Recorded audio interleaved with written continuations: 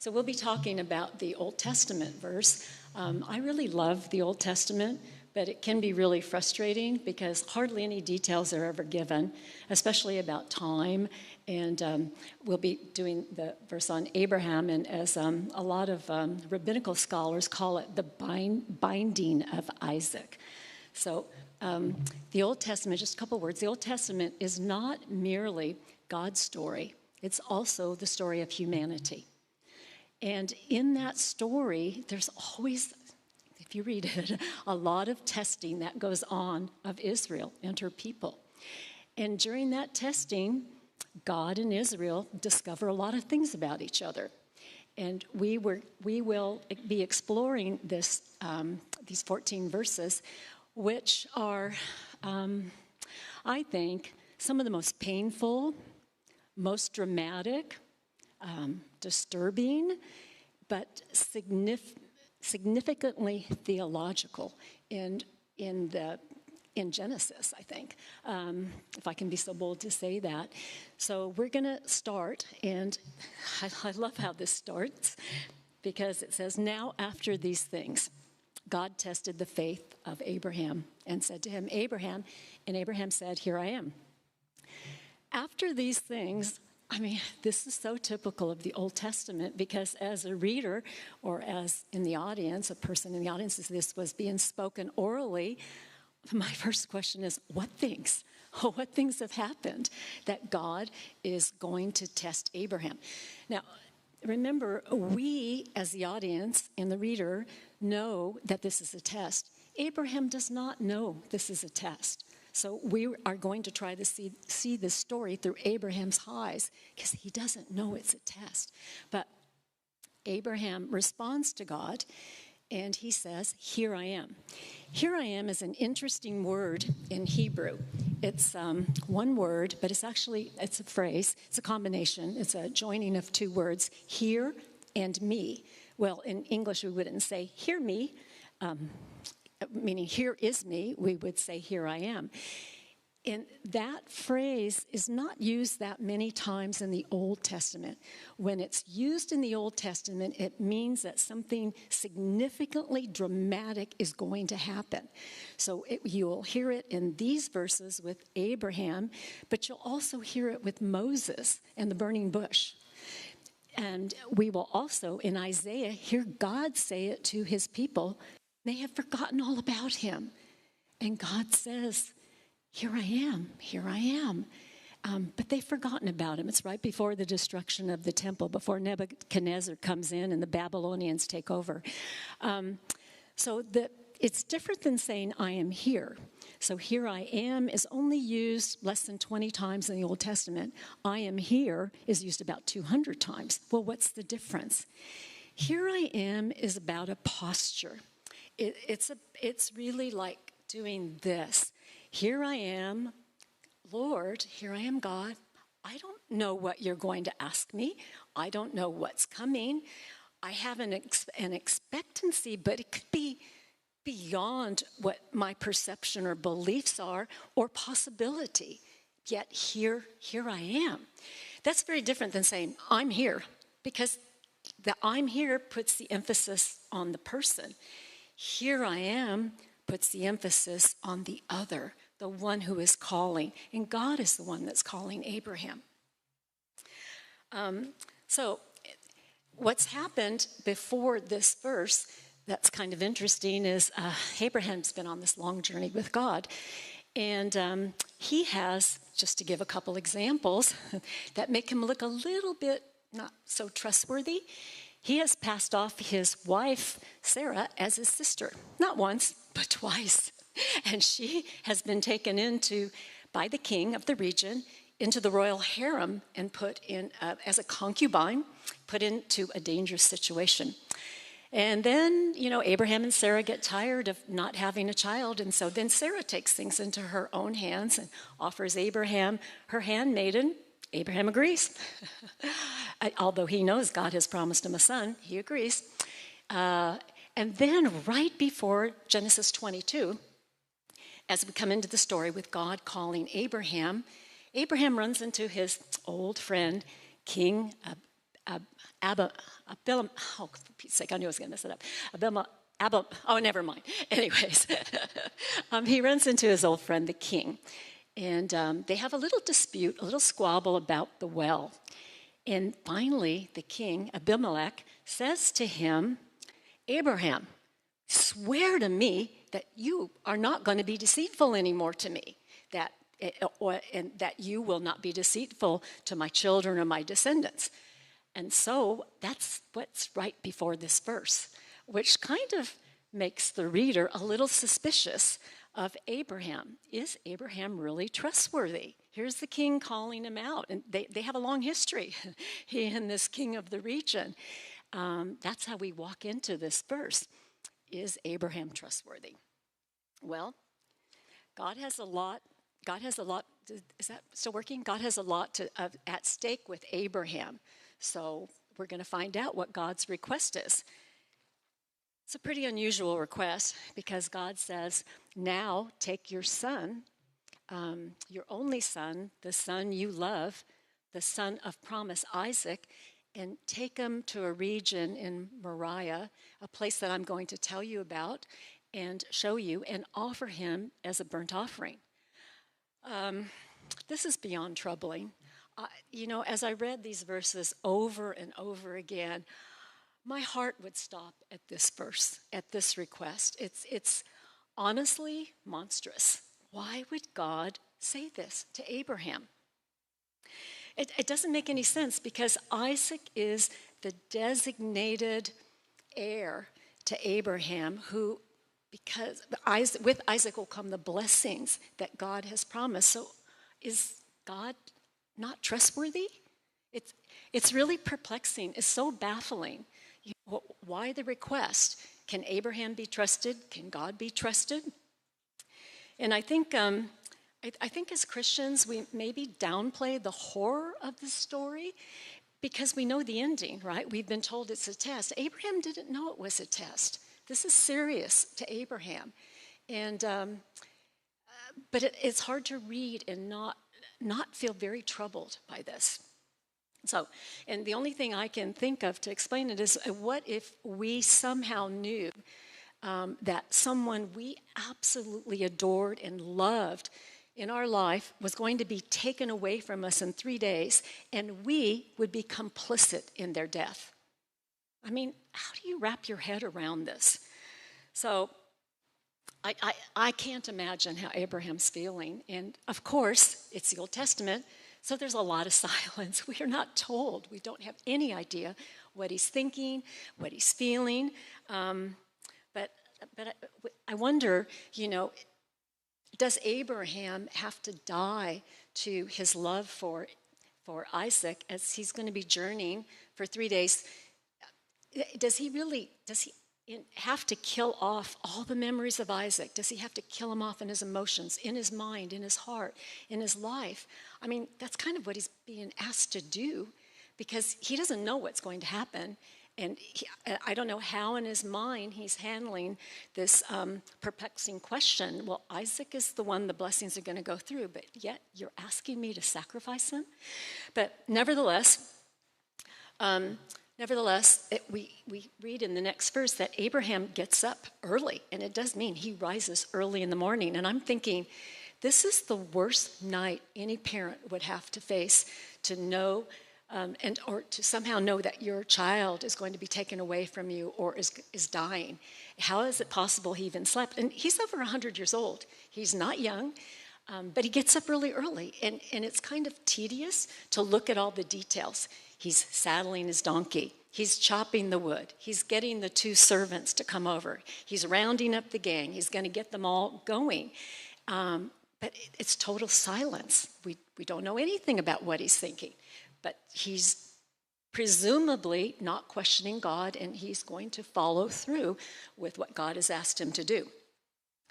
I don't know how he has the emotional capacity to do this.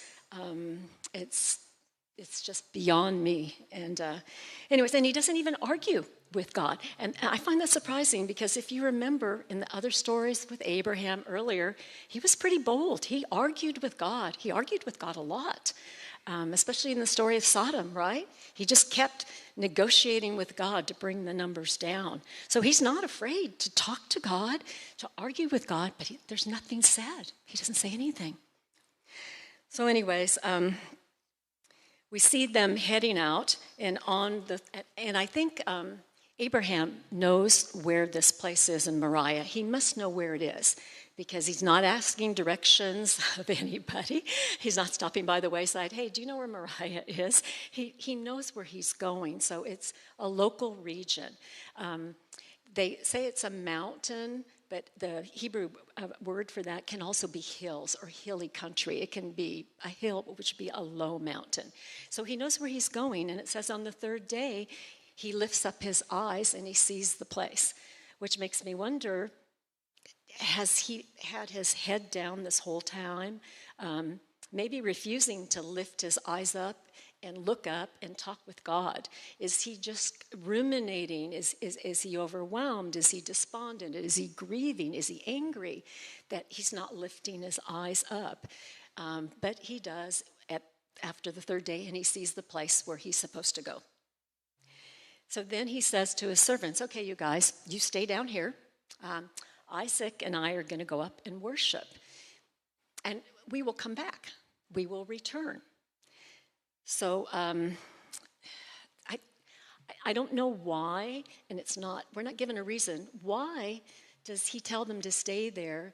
Is he still trying to work this out, what God is really asking him to do? Is this going to just be symbolic? Is he really going to have to go through with it? And he doesn't want the servants maybe to interfere. I'm not sure, but he wants them to stay there. But he does very clearly say, we will return. So is he being disingenuous? Does he believe that somehow he's going to come back with Isaac, even though God has told him he has to slay his son? We don't know, but it says that Abraham took the wood for the burnt offering, and he laid it on Isaac's shoulders. And he himself took the fire, or the fire pot, in one hand and the sacrificial knife, and the two of them walked off together. So the donkey has carried the wood, right, presumably for 3 days, the donkey that got left back with the servants. I'm guessing it's not just a couple twigs. I'm guessing it's a lot of wood. If Abraham's going to build an altar and he's going to put the wood on it and he's going to light a fire with the fire pot, it's going to have to burn to a pretty high temperature if you're going to put a sheep or a lamb as a sacrificial offering, so that the smoke, ascends. The offering actually, the Hebrew is like ascending. It's ascending up to God. So I don't think it's an insignificant amount of wood. I think it's probably a pretty big pile of wood. And it also makes me think, how old is Isaac to put all this wood? He's most certainly not a young boy. And in fact, the Hebrew word that's used for Isaac in this passage is used of Joseph when Joseph is 17. It's also used in Exodus 33 in describing Joshua as the young aide to Moses. And at that time, Moses was pretty elderly. So a lot of, and I keep kind of going back to rabbinical scholars, a lot of rabbinical scholars think that he was in his late teens, early 20s, possibly even early 30s. So this is a different twist. This is not a father with a young child, which is horrific. This is an elderly father with more of an adult son. And they're walking together. The verse says that the two of them walk together. The words, the original language for that is they walked in unity. Like a harmony. There is absolutely no indication in the original language that there was coercion involved, that Abraham was dragging Isaac up. And so it makes me think, does Isaac know somehow what's going to happen? But he trusts his father, and Abraham trusts his God. So I like to think that he's older, as was Joseph, as the word was used for Joseph and the word was used for Joshua, rather than a young child. It makes the story different, and it makes it more intriguing, too. because there's still silence. We don't know anything that's going on.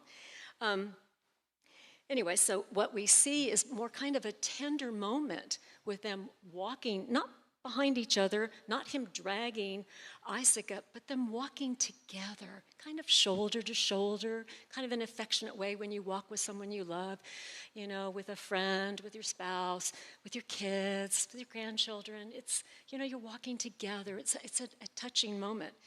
And then they get up to, I guess, where they're going. We're not told how far they walk. And Isaac says to Abraham, my father, a very affectionate term. And Abraham says, Hineni. Again, this, here I am. This total, okay, here I am. And Isaac says, okay, I see the wood, I see the fire. Where's the lamb? Where's the lamb, my father? And Abraham says to him, my son, God will provide for himself, but actually it's will see to it himself. The verb is see, it's not provide. And so, as I said in the Old Testament, the story of God and humanity, and they're each God's discovering things about his people, and his people Israel are discovering things about him. That verb to see, when it's applied to God, has to mean God sees, God assesses, he evaluates, he takes action, he responds, and then he provides. We just say that God provides, God will provide, but it's actually the verb there, it's not provide, it's to see. So God sees, God assesses, God reacts, he responds, and then he provides. Then it's back to that same refrain. So the two walked on together. Again, there's no coercion. There's no discussion that we know of. They're walking together, and they get to the place. And we see the affection between them with the way they address each other. My father, it's an affectionate term in the Hebrew, my son. Then they come to the place of which God told him. And Abraham built an altar there, arranged the wood, and bound Isaac his son and placed him on the altar on top of the wood. So to build an altar, he would have had to find stones. So he would put the foundation, the base would be stones, and then on top of that, he would arrange all the wood. And then it says he bound Isaac. That word for binding is only used this one time in the Old Testament. He bound Isaac, and I don't know if it was with a rope. I'm not exactly, it doesn't say, but the verb was used in that time, binding, to talk about binding animals by their hind legs and their front legs. So, but we see no struggle from Isaac. Again, this is perplexing. We don't really know what's going on. I mean, if Isaac is truly the same age as Joseph or Joshua, then he's a young, strong man, and Abraham's well over 100. And yet there's no struggle, there's no fight that we know of. So Isaac is now on top of the wood, and it's all being carried out in silence. And at this point, it's kind of horrific as the reader to imagine this young man tied up, bound, so he's defenseless, on an altar with wood that Abraham might be starting a fire underneath. It's a terrible thing to think about, to even consider in your mind. And I don't know if maybe Isaac thinks this is just a demonstration. He doesn't think that it's going to come to fruition, or he understands what his dad's trying to do, what Abraham is about to do, and he agrees with it because he knows God through Abraham. And so maybe he's trusting in his father, and that's why he's not struggling, or maybe he asked to be bound so that he doesn't interrupt this sacrifice. We don't know. Verse 10, I think this is the hardest verse for me.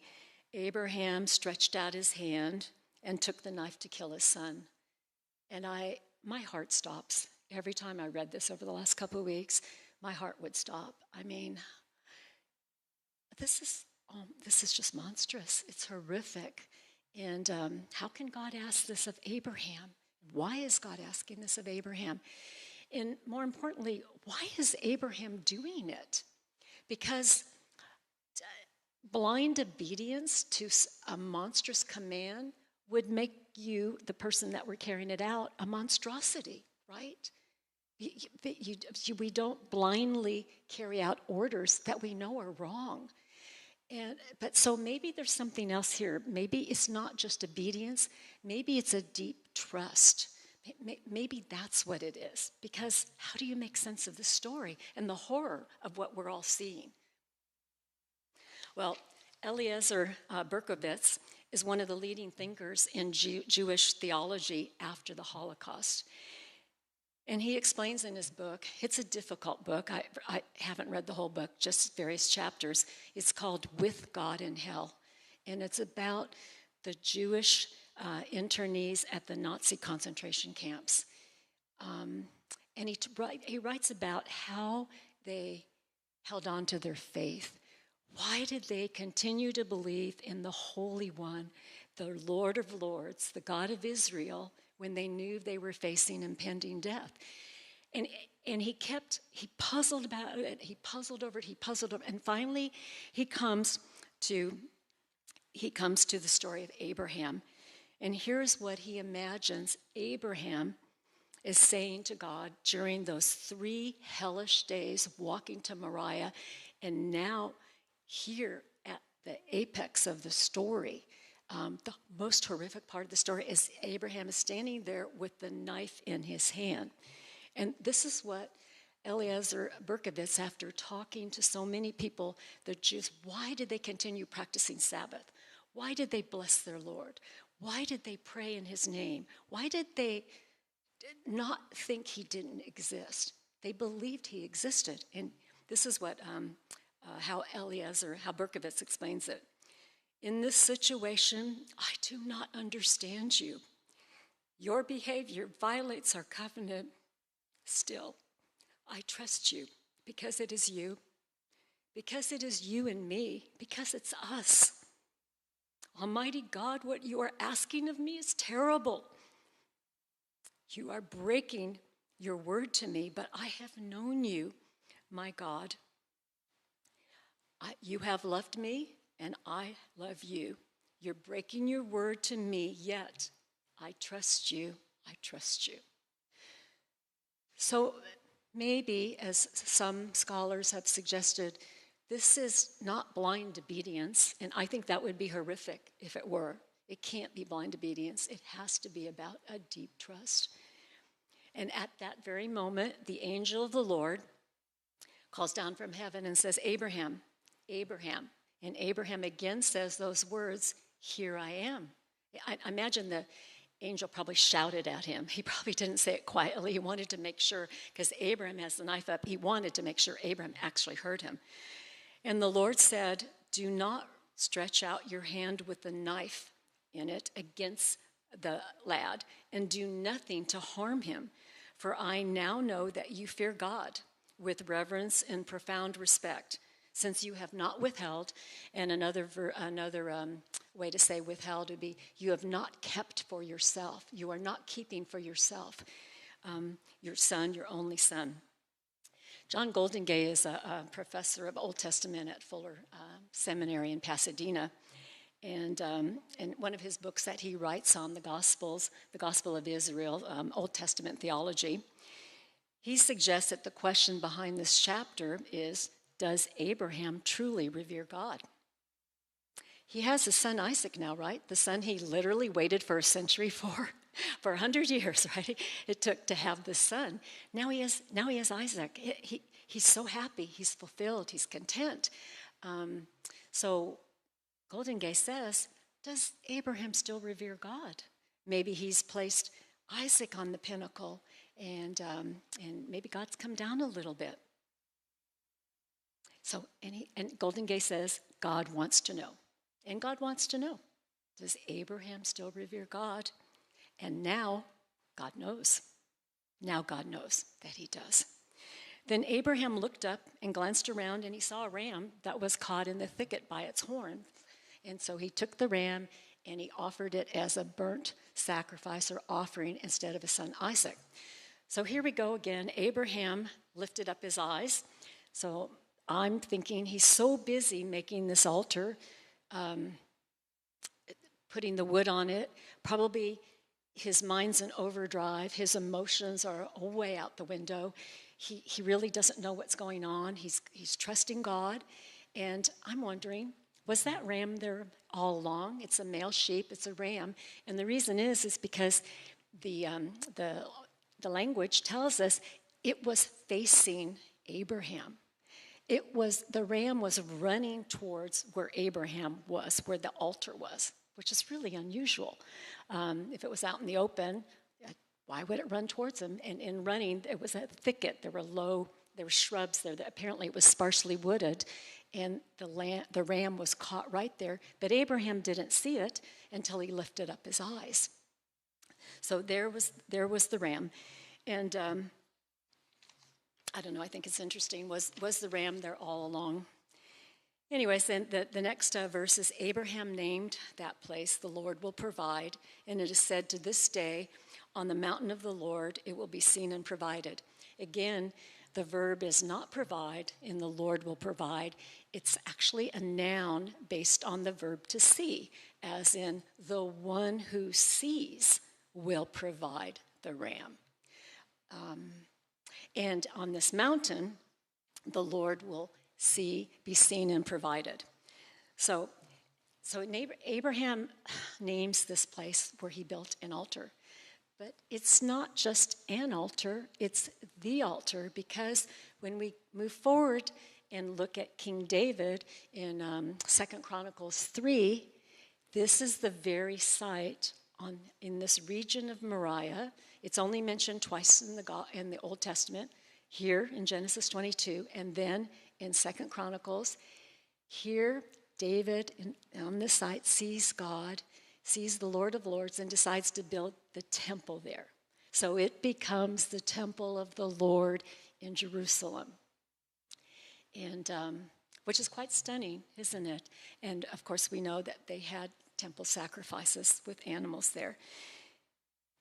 And this will also be, since we are in Lent, walking towards the Passion Week or Holy Week, will be the temple that as Jesus comes into Jerusalem after Palm Sunday, on Monday and Tuesday, Jesus will be teaching here. On Monday and Tuesday before Good Friday, this is the same site. So the storyline is so stunning, from Abraham, the altar that he built, with his deep trust in God, to David seeing God at the same spot and deciding to build the temple there, of course, which he didn't build, Solomon built.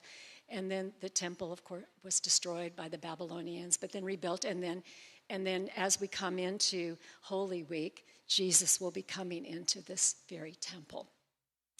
So in summary, the dramatic truth that the story of Abraham reveals is how God chooses to relate to the world. And it's by trust. It's not by compulsion. It's not by coercion. It's not by manipulation. It's by trust. Well, what's the flip side and dangerous part of trust? It's vulnerability, right? It's that the people we trust, things we trust, can deeply hurt us or wound us. That's the flip side of trust. And this is what we see in Jesus' cross, death, and resurrection. Trusting love that suffers on both sides, and working through that love, God's boundless power to save. As Christians have always seen, there is a direct storyline from Abraham and Isaac and the God at Moriah to the cross and resurrection. It's the story of trusting love on which the whole world depends. It's what we all depend on if we're a follower of Christ. It's also the story of saying, here I am, hineni, in Hebrew, here I am, on both sides, God's side and our side. Amen.